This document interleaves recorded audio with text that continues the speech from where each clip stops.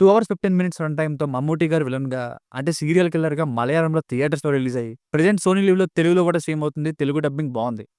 ఇక మూవీ చూసాక నాకైతే బానే అనిపించిందండి. మరీ ఎక్స్‌ట్రార్డినరీ అండ్ పర్ఫెక్ట్ ఫిల్మ్ అని చెప్పలేను. కానీ స్టార్టింగ్ ఒక 1 hour, ending last half an hour చాలా ఇంట్రెస్టింగ్‌గా ఉంది.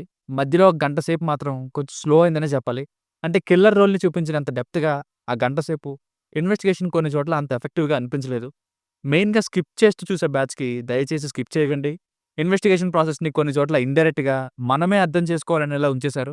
సో, ఆ ఒక్క గంట అటు ఇటుగా అనిపించినా ఓవరాల్‌గా బానే ఉంది మూవీ. ఫ్రెష్ ఎలిమెంట్స్ కొన్నున్నాయి మూవీలో. లైక్ సీరియల్ కిల్లర్ ఎవరు? అతను ప్రతిసారి రిపీటెడ్‌గా చేసే క్రైము. ఎంత తోపు కిల్లర్ అయినా సరే ఎక్కడో చోట క్లూ వదలడం ఇలాంటి విషయాలు.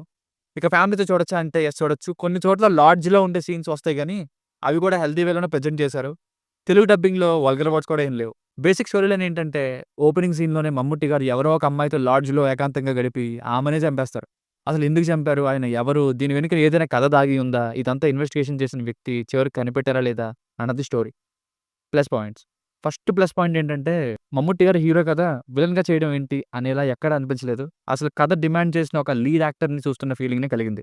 పెర్ఫార్మన్స్ యాస్ యూజువల్‌గా చాలా బాగా చేసుకెళ్ళిపోయారు.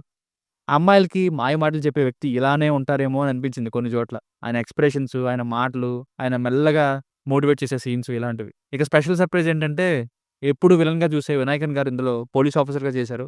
బాగా షైన్ అయ్యారు. ఇక లాజిక్స్ లేవు అనడానికి చాలా తక్కువ ఛాన్స్ ఉంది. అంతమంది అమ్మాయిల్ని ఎలా మాయ చేసేస్తున్నాడు మాటి మాటికి అని ఒక్కటి తప్ప. మిగతాది బానే ఉంది లాజిక్ వైస్ కూడా. ఎందుకంటే 2005, 2011 ఇలా ఈ టైమ్ పీరియడ్‌ని యూజ్ చేసుకున్నారు. సో, ఆ టైమ్‌లో సీసీ కెమెరాస్ అవి కూడా పెద్దగా ఎక్కువ చోట్ల లేవు.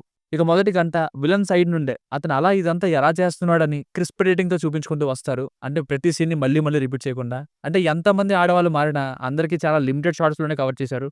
అక్కడికి మన ఫీలింగ్ వచ్చేస్తుంది. ఇతను ఇంతమందిని ఇలా చేస్తున్నాడు అని. అక్కడే అర్థం చేసుకోవాలి ఇంత చేస్తున్నాడు ఇతనని. బ్యాక్‌గ్రౌండ్ మ్యూజిక్ కొన్ని చోట్ల టోన్‌కి సెట్ అయింది. కొన్ని చోట్ల ఇంకా బెటర్‌గా ఉండొచ్చేమో అనిపించింది. కొన్ని సీన్స్ మరీ డల్‌గా అనిపించాయి. మ్యూజిక్ తక్కువై.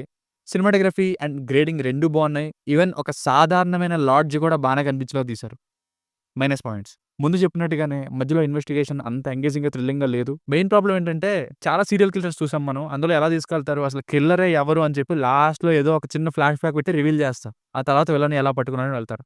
కానీ ఇక్కడ విలన్ ఎవరు అనేది ఫస్ట్ నుండే మనకి అది ఎవరన్నది ఫస్ట్ నుండే చూపించేస్తారు. సో, ఎవరబ్బా ఇదంతా చేస్తున్నారని అనగంటే ఎలా పోలీసులకి ఇతను దొరుకుతారు అన్నదే మెయిన్ పాయింట్‌గా ఉంటుందిక్కడ. సో, ఫైనల్‌గా మూవీ వర్డిక్ట్ ఏంటంటే, కొన్ని ఫ్రెష్ ఎలిమెంట్స్, మమ్ముట్టి గారి కిల్లర్ రోల్‌లో పెర్ఫార్మన్స్, వినాయకన్ గారి రోల్‌తో వచ్చే కొన్ని ఇన్వెస్టిగేషన్ సీన్స్, మధ్యలో ఒక 2 ట్విస్ట్‌లు, ఎస్పెషల్లీ క్లైమాక్స్ సీన్స్ ఇవి చాలా బావున్నాయి. మిగతా మూవీ కొంచెం స్లో మోడ్‌లోనే ఉంటుంది. ఇంకొంచెం ఎఫెక్టివ్‌గా తీసుండొచ్చు ఇన్వెస్టిగేషన్ పోర్షన్ అంతా గూడా. A watchable crime thriller but investigation could have been better. దీనికి రేటింగ్ వచ్చేసి బిట్వీన్ 2.75 నుండి 3 మధ్యలో ఇవ్వచ్చు బై 5కి. మీకేమైనా వర్క్ నచ్చినట్లయితే మరిన్ని ఇలాంటి వీడియోస్ కోసం మన ఛానెల్‌ని సబ్స్క్రైబ్ చేసుకోండి. Thank you.